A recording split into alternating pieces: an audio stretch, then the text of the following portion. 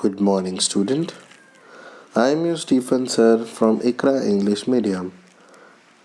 Today I am going to teach you subject grammar, and today's our topic will be preposition.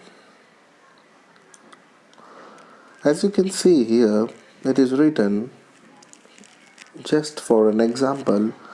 The plane flew above the cloud, behind the cloud, around the cloud, below the cloud, beneath the cloud, beside the cloud, beyond the cloud, into the cloud, near the cloud, outside the cloud, over the cloud, past the cloud, through the cloud, towards the cloud, under the cloud, and finally dived underneath the cloud. As you can see, it's just given simple examples for you to make you understand about what is preposition.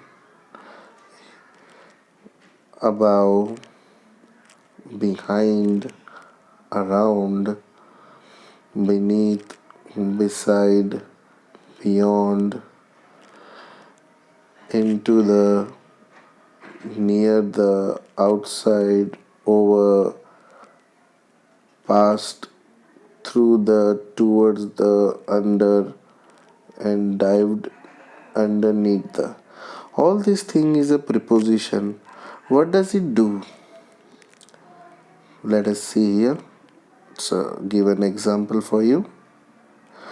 A preposition is a word that shows the relationship between the two things. So, let me underline it for you, dear student. What is preposition? Relationship between two things. What does this preposition does? It shows the relationship between two things. In the example above, the preposition shows the relationship between the plane and a cloud. So previously it was showing the relationship between the plane and a cloud. Below is a list of the most common preposition. So wherever you want to understand or see the preposition in the sentence, it always shows the relationship between two things. So you can pause this video and you can check it out how many prepositions or what all other preposition we see in our sentences. So these are the prepositions: above, about, above, across, after, again, and so on. All these things which are very commonly used in the sentence and which you were not knowing about it, but now you know it. Then some other prepositions are, some preposition consist of more than one word. Here is the list of the most common multi-word preposition. So what is multi-word preposition, my dear student? Multi-word means it is made up of two words or three. It is known as multi-words. So let me zoom it for you so that you can pause it and you can watch it. So like here it's an example along with, because of, due to, except for, in addition to, in case of, in front of, in place of. So all this thing is a preposition which might help you. So there are other things also like preposition of time. What it does actually, preposition, it shows you the time to make you understand. It helps you easy to do your things, like preposition of time, place, and introducing object. So let us see the time, where the time shows here. It here on, what is on is a preposition. What is on? Here on, it's a preposition, my dear student. On is used with days.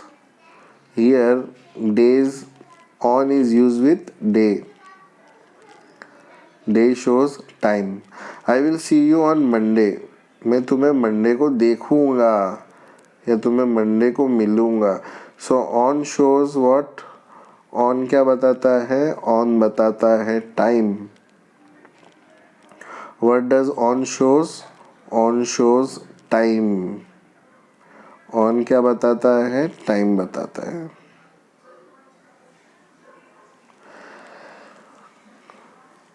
Same as eight. Eight क्या बताता है? At is use with noon, night, midnight and with the time of day. So on हम लोग ने देखा कि वो दिन के लिए यूज होता है. दिन के लिए यूज होता है, कोई दिन मिलना है मुझे. ऑन जो है वो दिन के लिए यूज होता है. एट का यूज कब होता है? At is use with noon, night, midnight. Noon यानी कि दोपहर, नाइट यानी कि रात का टाइम, और मिडनाइट यानी रात के 12 बजे के बाद का टाइम. तो उस वक्त ऐट का इस्तेमाल होता है. सो ऐट जो है वो एक पर्टिकुलर टाइम बताने में काम आता है. ऑन भी पर्टिकुलर टाइम बताने में आता है. अब ऐट का एग्जांपल देखते हैं. माई प्लेन लीव्स एट नून. मेरा प्लेन जो है वो नून में जाने वाला है. नून यानी कि दोपहर का वक्त. तो एक टाइम बताया ना, दोपहर का वक्त यानी एक टाइम बताया. The movie starts at 6 PM. Movie start, कोई फिल्म जो है वो कितने बजे चालू होने वाली? 6 बजे. तो एक टाइम बताया ना. तो एट का इस्तेमाल पर्टिकुलर टाइम बताने में होता है. तो हमें याद रखना है, अगर हमें ऑन का यूज़ करना है तो हम किसी दिन के लिए यूज़ कर सकते हैं, और अगर हमें एट का यूज़ करना है तो हम दोपहर, रात या रात के बाद का टाइम के लिए यूज़ कर सकते हैं. In is use with the order with the other parts of the day. मतलब इन का इस्तेमाल दिन के अलग हिस्सों के लिए यूज़ होता है, जैसे कि मंथ के लिए, महीने के लिए, साल के लिए, या कोई सीज़न के लिए. सीज़न यानी कि जैसे बारिश का सीज़न है, गर्मी का सीज़न है, ठंडी का सीज़न है, like that. I like to read in the afternoon. तो मुझे दोपहर में पढ़ना पसंद है. ये एक टाइम बताया है, एक दिन का वक्त बताया है. The day are long in August. तो दिन अगस्त में लंबे होते हैं. ये क्या बताया है? ये एक बोल सकते हैं सीजन बताया है. The book was publish in 1999. ये साल बताया है. The flower will Bloom in spring. ये एक सीज़न बताया है. और अगस्त वाला जो है वो मंथ बताया है actually. The day are long in August. जो दूसरा वाला है वो मंथ बताया है. ये किसके हिसाब से आपको चलना है? इसके हिसाब से चलना है. आफ्टरनून का दिन है, अगस्त वाला मंथ है, 1999 ईयर्स है, और सीजन वाला स्प्रिंग है. सो ये कुछ एग्जांपल्स हैं, वो इम्पोर्टेंट नहीं है. यहाँ पे प्लेस. सो प्रीपोजिशन प्लेस बताने में भी काम आता है, जो बहुत इम्पोर्टेंट है. If you want to learn preposition, it helps you to show place also, time also. In describe the point itself. in का काम होता है वो किसी पॉइंट को डिस्क्राइब करने में आता है. There is a wasp in the room. कि कोई चीज़ बताने में काम आता है. inside यानी किसी चीज़ के अंदर. expresses something contained. इनसाइड जो है वो बताने में आता है कि भाई किसी चीज़ के अंदर कोई है. Put the present inside the box. तोहफे जो है एक बक्से के अंदर रखो, तो इनसाइड हुआ. On on talks about the surface. Surface जैसे कि एक टेबल है, टेबल के ऊपर आपने चाबी रख दी या बॉल रख दिया या मोबाइल रख दिया, कुछ भी रख दिया, वो एक सरफेस है, उसकी पोजीशन बता रहे हैं। आई लेफ्ट योर की ऑन द टेबल, मैंने तुम्हारी चाबी टेबल के ऊपर रख दी, तो ऑन वहाँ यूज होता है। At talks about a general vicinity, she was waiting at the corner. तो एट का काम होता है कि भाई कोई पर्टिकुलर जगह पर इंतज़ार कर रहा हो या खड़ा हो, तो एट का यूज़ वहाँ होता है। फिर ओवर है, अबाव है, when the object is higher than a point. Over यानी कि कोई भी वस्तु किसी चीज़ से हायर पॉइंट में हो। He throw the ball over the roof, यानी कि बॉल जो है वो बॉल अगर अपनी बॉल फेंक के रखोगे तो ज़मीन में गिरेगा, अगर उसको उठा के फेंकोगे तो वो कहीं पे भी जा सकता है। तो ओवर और अबाव का यूज़ का होता है जहाँ पे कोई किसी चीज़ से ज़्यादा दूर तक जा सके या हाइट में जा सके। He threw the ball over the roof, छत के ऊपर। Hang the picture above the couch. फिर अंडर है, अंडरनीथ है, बीनीथ है, बिलो है। तो अंडर का यूज़, बीनीथ का यूज़, बीनीथ या बिलो, अंडर, अंडरनीथ, बीनीथ या below. When the object is lower than a point, यानी कि ऑब्जेक्ट यानी कोई भी वस्तु किसी चीज से पॉइंट से नीचे हो, लोअर हो। For an example, the rabbit borrowed under the ground. तो जो रैबिट होते हैं वो एक बिल में रहते हैं, उसको बरो बोलते हैं।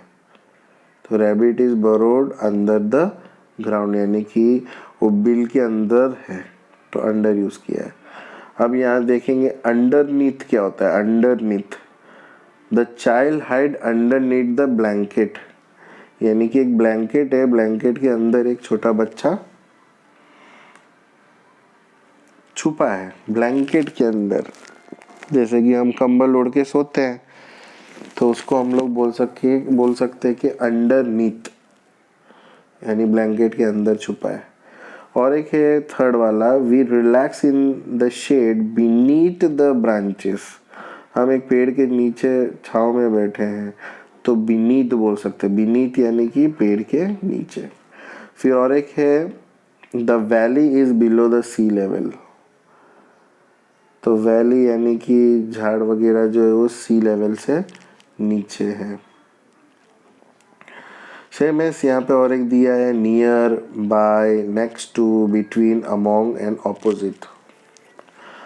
When the object is close to a point, यानी कि अगर कोई किसी चीज से एकदम नज़दीक हो, ऑब्जेक्ट के नज़दीक हो, तो अब हम ये यूज़ करते हैं। She lives near the school, वो स्कूल के पास रहती है, तो नियर यूज़ किया। अब by, there is an ice cream shop by the store. एक स्टोर है, उसके पास में ही एक स्टोर है आइसक्रीम के शॉप के पास। An oak tree grows next to my house, मेरे घर के बगल में या नेक्स्ट में मतलब बाजू में एक ओक ट्री है। फिर और एक दिया है, the house is between Elm Street and Maple Street, Elm Street and Maple Street. तो बिटवीन आया, बिटवीन यानी किसी भी दो चीज के बीच में। I found my pen lying among the books, यानी कि भाई मैंने देखा मेरी जो पेन है वो बुक के बीच में झूल रही है, मतलब बुक के बीच में। The bathroom is opposite the kitchen, तो ये भी किसी चीज के नजदीक बता रहा है। ऑपोजिट यानी कि आमने सामने। सो माय डियर स्टूडेंट, यहाँ पे एक चार्ट है जो आपको हेल्प कर सकता है प्रीपोजिशन के लिए। यानी कि अगर फर्स्ट हम फोटो देखें तो अबाव, अबाव यानी कि अब सरफेस ध्यान दो, सरफेस ये सरफेस है, यानी कि समझो कि ये टेबल है, जो ब्लैक चीज़ है वो आपका टेबल है। ये टेबल को आपको ध्यान देना है खास करके, ताकि आप अंडरस्टैंड कर सके कि भाई ये क्या है। सो अबाव यानी कि किसी चीज़ के ऊपर, टेबल के ऊपर। अंडर, बिलो या बीनीथ, हमेशा याद रखना अंडर, बिलो, बीनीथ ये सरफेस के नीचे ही होगा। अंडर, बिलो या बीनीथ जो भी यूज़ करना हो, तीनों में से कोई भी एक यूज़ कर सकते हो। वो टेबल के नीचे है। ब्लैक वाला आपको बोला वो टेबल है। नेक्स्ट बिसाइड, बिसाइड यानी कि बगल में। ये है तुम्हारा टेबल और ये उसके बगल में है, तो beside. In back of, in back of में यानी कि इसके पीछे, टेबल के पीछे, तो इन बैक ऑफ हो जाएगा। जैसे कि ये पीछे साइड है तो पीछे दिया है। इन फ्रंट ऑफ यानी कि ये देखो, दोनों में फ़र्क तो नज़र आ रहा होगा ना, ग्रीन ग्रीन वाले में ये इसके पीछे है और ये इसके आगे है, तो इन बैक ऑफ और इन फ्रंट ऑफ, दोनों में ग्रीन वाले में बहुत फ़र्क है। Then next moving on, between. Between means बीच में। इन मतलब अंदर, बिटवीन यानी बीच में, इन यानी अंदर, आउट यानी इस चीज़ के बाहर, आउट यानी बाहर, इनसाइड यानी अंदर, किसी चीज़ के अंदर।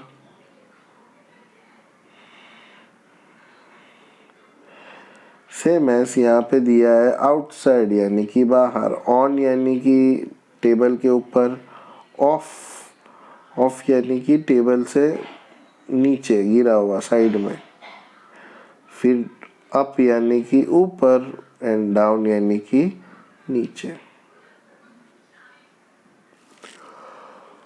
सेम एस अक्रॉस दिया है, अराउंड दिया है, इनटू दिया है, फिर नियर दिया है, फिर दिया है थ्रू दिया है, थ्रू यानी कि उसके थ्रू, फॉर ये विथ मतलब साथ में, first and last, first green वाला देखो और येलो लास्ट देखो।